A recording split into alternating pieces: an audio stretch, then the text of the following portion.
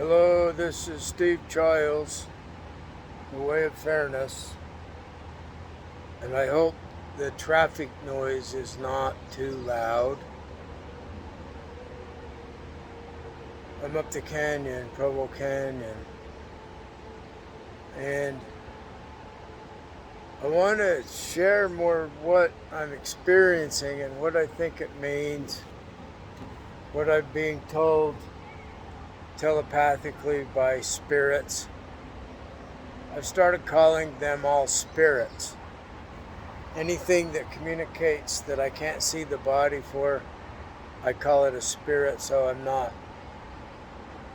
I'm not saying whether they're extraterrestrials, whether they're ancestors, humans that have disincarnate humans, or any other form of mind from some other dimension, perhaps. So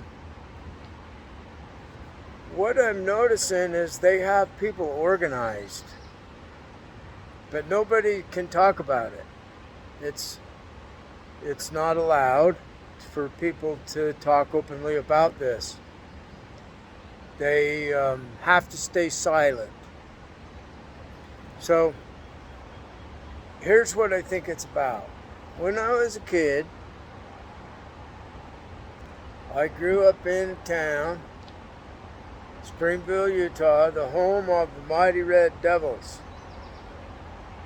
So we had that phenomena on our mind from day one, the devil. And I grew up in the local religion, and so they have their own brand of what Satan is, the story. Jesus and Satan are brothers in their religion. And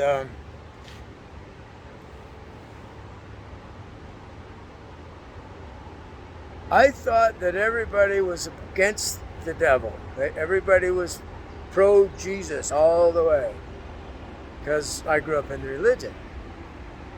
And then when I started getting a little older, I learned this is not so simple. And some people are actually Satanists. There were some people that killed themselves from playing with the Ouija board. One of them lived right across the street from where I grew up. I think I remember him when I was very young.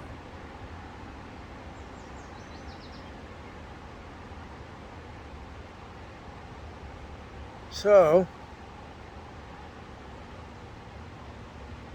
they started calling me by his name as a nickname because our last names were very similar. So it's like they're saying that I'm pro-devil, a pro-devil at heart. So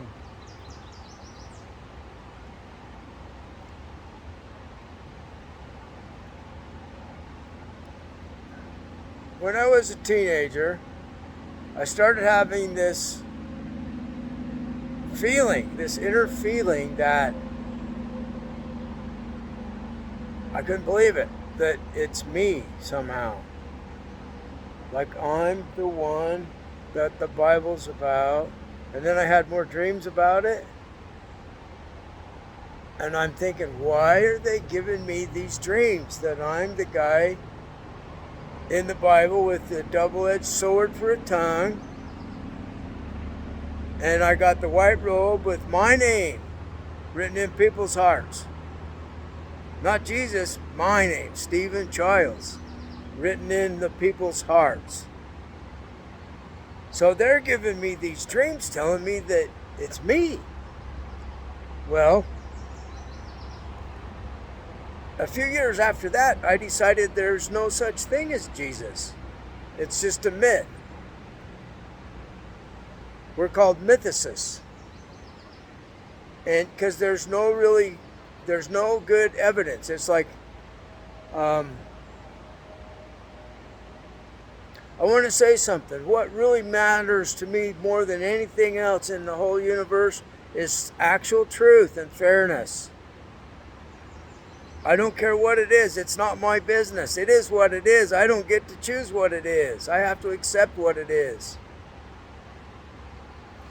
So, although this sounds like we're off track, we're not. We're being put on the right track. So, what I'm realizing is the people that are giving me the visions, that's who was giving humans the visions all along in various religions. And they were telling people the future. People that never became known. They died living their life, being told dreams about the future, talking to spirits telepathically, and they kept it hidden their whole life. And then, like in the era of burning the witches, if the witches were doing something like that, of course it was of the devil. So here we are back to the subject of the devil. So I thought, like, of course, the cops would be anti-devil all the way, and then I start learning how they behave, and I'm thinking, they're on the devil's side. I was shocked, and a lot of the people are.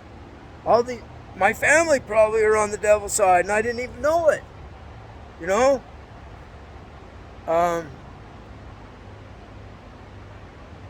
When you start reading the Bible, how unfair it is, then it becomes, well, people are rebelling against the unfairness of the Bible, so who's the enemy of that God? The devil is.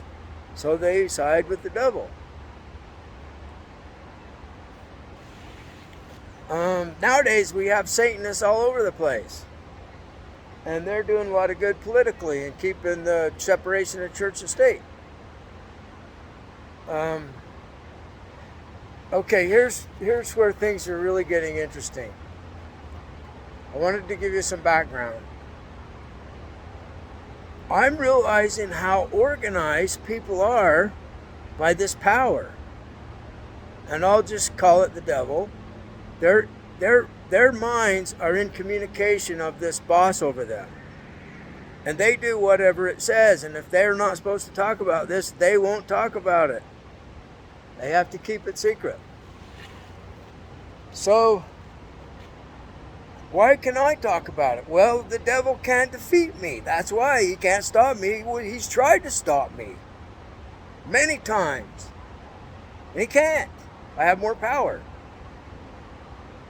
And this is why they told me that I'm the guy in the Bible. And so I've accepted. I'm the king of the universe. They're telling me this is my universe. Okay, it's mine, but I can't. I'm just saying this as hearsay to other people because I have no evidence of it. So it's up to them. It's up to the people that are giving me the dreams. It's up to the devil that's in people's heads, bossing them around, telling them what to do and when to do it, and how they're going to do it. So yesterday I have this sequence of dreams, and it's indicating I'm going to get arrested. They want to arrest me because they want me to give up. One of my friends says, "Why are they framing me?" And they want him to give up. It's probably the same thing. And he's a devotee of Shiva. And he knows Shiva is real. So a lot of people in India these days are saying Shiva is extraterrestrial. And so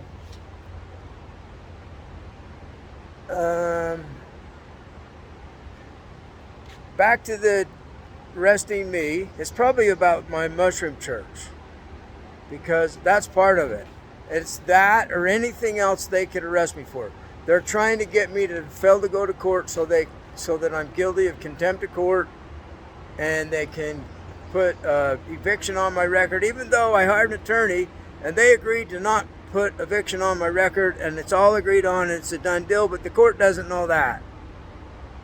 So it's Wednesday, I either explain that myself. They're supposed to provide me with an attorney. I haven't heard from one. Okay, so So these guys they're saying at the coffee shop, it's like all of them are arranged by the devil, because I'm the only one that hasn't surrendered to the devil or to Jesus, and they're working together, because I was given a dream where both of them are working together. And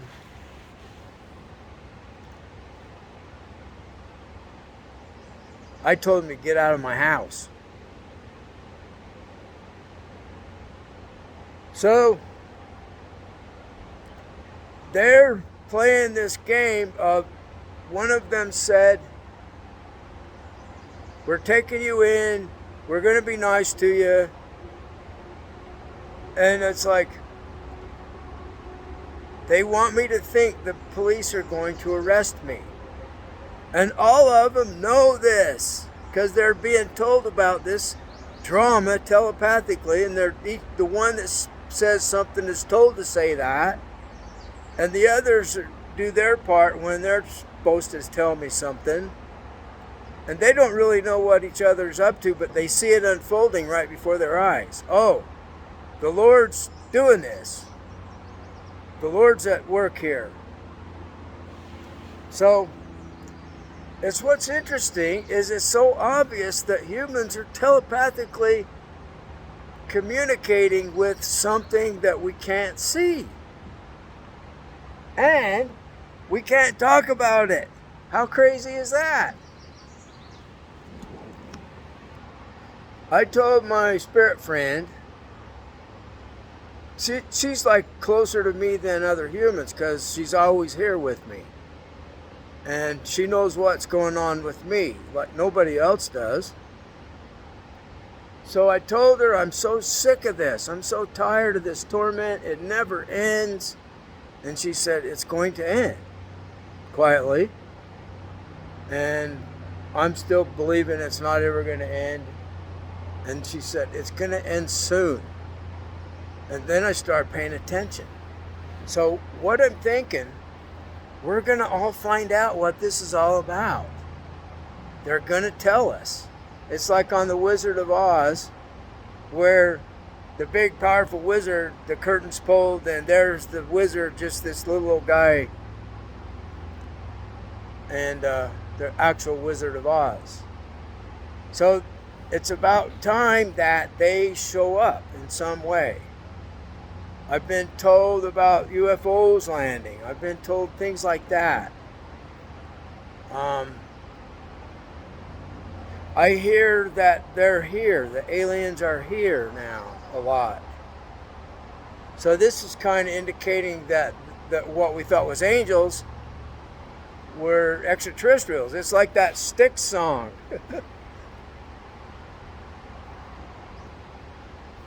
That was like my favorite song. So this guy, he thought they were angels, but much to his surprise, he got on a starship and headed for the skies. So to me, they are the Savior. It's not just one person. It's these advanced beings that we're neighbors to in the universe that have been in communication with humans since there was humans. And if you've ever heard of the 2001 A Space Odyssey, this monolith was there. These monoliths are showing up all over the place. And it's what it was these advanced extraterrestrials left this machinery here when we got advanced enough to know about the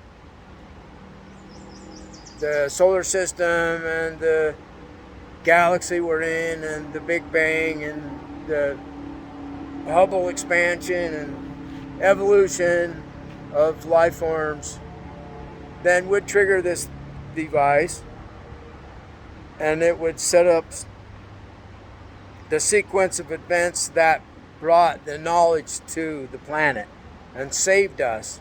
So at the end, Dave, the guy that goes with them and comes back as like Super Dave, the Star Child, and he blows up all the nuclear weapons that are orbiting the planet in the story.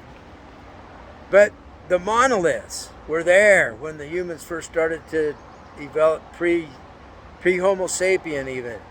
And they're giving the humans dreams. And they're teaching them how to tie knots through dreams. And if you ever watch a dog have a dream and he starts twitching and running and stuff, that's them. They're working with all the conscious beings on planet Earth through our sleep. That's what makes sense, because it's in the hypnagogic state between sleep and awake where the spirits are open to communicating with us. And it kind of makes no sense, but I recorded it with a recorder where I could just push the button and record.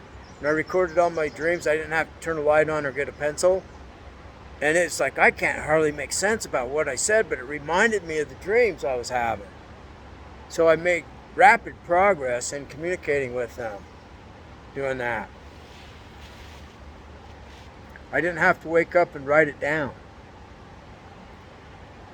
It sounded like somebody talking gibberish in their sleep. Basically, I was still half asleep. So, this is what I think's going on. They are ready to let us know what it's all about. Stay tuned.